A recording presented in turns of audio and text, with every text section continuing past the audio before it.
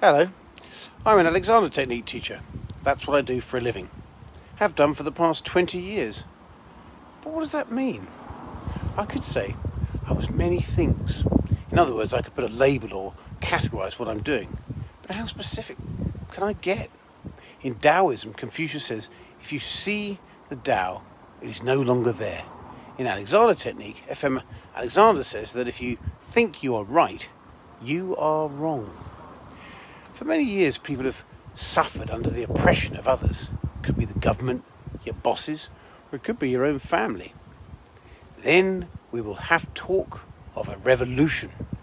But who are we to rebel against? My father, being a relatively intellectual type of man, was fascinated with the idea of revolution. Most of us will be familiar with Che Guevara, or Che as he was more affectionately known. He is an icon of revolution.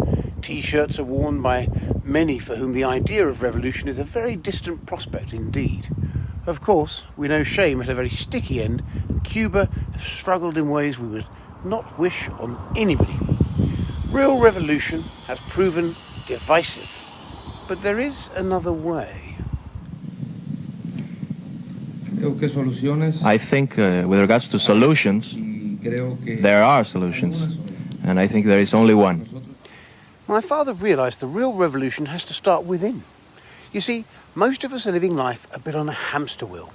We work hard year after year, and we never quite feel rewarded enough. The energy of our lives is spent. Relaxing properly becomes impossible. We lose touch with the important parts of ourselves and of our lives. When I was 14 and my father tried to explain all this, it made no sense. He would say, "The real revolution starts from within. Just take a chair, sit down and breathe." Crazy.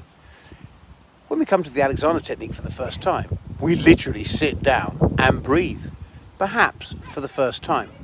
So the real revolution can begin. The revolution of ourselves.